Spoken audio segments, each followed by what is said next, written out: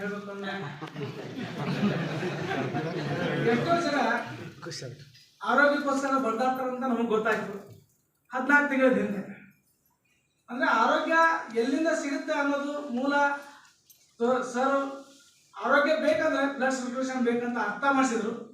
ಇದಕ್ಕಿಂತ ಹಿಂಚೆ food supplementary tablet ಕೊಟ್ಟು ನಾನು ಆರಾಮ ಮಾಡಿಸ್ತಾ ಇದ್ದೆ. ಎಷ್ಟೋ ಜನ ಆರಾಮ ಮಾಡಿಸಿದ್ದೇವೆ, ಅವತ್ತೇ ಡಾಕ್ಟರ್ ಅನಿಸ್ಕೊಂಡಿದ್ದೆ ನಾನು.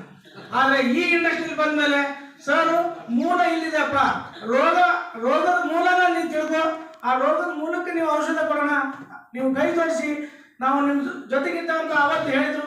ಅವತ್ತಿಂದ ಇವತ್ತಿನವರೆಗಾದರೂ ನನ್ನ ಹತ್ತತ್ರ ಯಾವುದನ್ನು ನಾನು ಮುಂದಿಟ್ಟು ಹೆಚ್ಚಿನ ಹಿಂದಿಡೋದಿಲ್ಲ.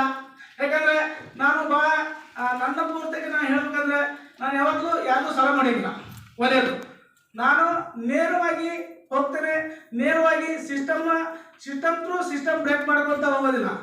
ಯಾವತ್ತೂ ಸಿಸ್ಟಮ್ ಹೆಂಗಿದೆ ಹಂಗೆ ಕೆಲಸ ಮಾಡ್ತಾ ಬಂದಿದ್ದಕ್ಕೆ ಇವತ್ತು ಹತ್ತತ್ರ 50 ಜನ ನಮ್ಮ ಟೀಮ್ ಪಾರ್ಟ್ನರ್ಸ್ ಚಾನಲ್ ಪಾರ್ಟ್ನರ್ಸ್ ಇಲ್ಲಿ ಕೂತಿದ್ದಾರೆ.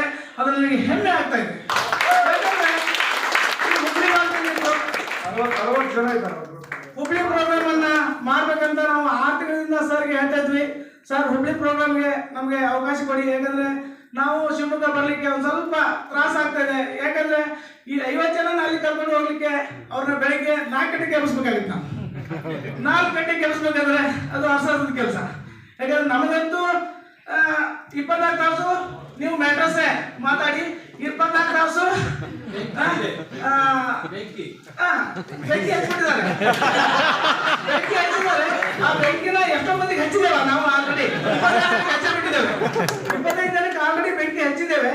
ಆ 25 ಜನ ಈಗಾಗಲೇ ಇನ್ನ ಮುಂದೊಂದು ದಿನ 50 ಜನ ಅವರೇ ಬೆಂಕಿ ಹಚ್ತಾರೆ.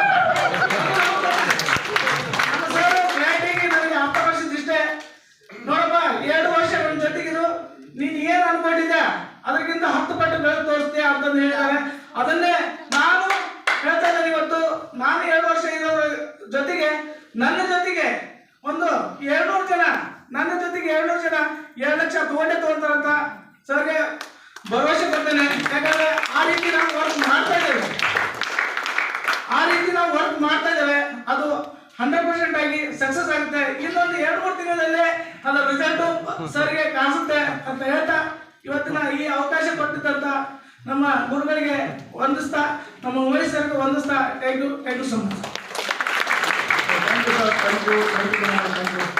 ಈಗ ಒಂದು ಅರ್ಥ ಮಾಡ್ಕೊಳ್ಳಿ, ಯಾರ್ಯಾರು ಸೀನಿಯರ್ಸಿಗೆಲ್ಲ ಒಂದು ಸನ್ಮಾನ ಆಗಿದೆ, ಎಲ್ಲರಿಗೂ ನಿಮ್ಮ ಹತ್ರ ರಿಕ್ವೆಸ್ಟ್, ಹೆಮ್ಮೆ ಪಡಿ, ಒಳಗಡೆ ಒಂದು ಆನಂದ ಇರಲಿ, ನಾನು ಅಲ್ಲಿಗೆ ಹೋಗ್ಬೇಕು ಅಂತ. ಕೆಲವು ಕಡೆ ಏನ್ ಮಾಡ್ತಾರೆ ಅಂದ್ರೆ ಒಳಗಡೆ ಏನಂತಾರೆ ಹೊಟ್ಟೆ ಕಿಚ್ಚು ಬೇರೆ, ಹೊಟ್ಟೆ ಕಿಚ್ಚು ಬೇರೆ. ಅದು ಯಾವ ಪಡಕ್ಕೆ ಹೋಗ್ಬೇಡಿ. ಅವ್ರ ಸಾಧನೆ ನಮಗೆ ಮಾರ್ಗದರ್ಶನ ಆಗ್ಬೇಕು.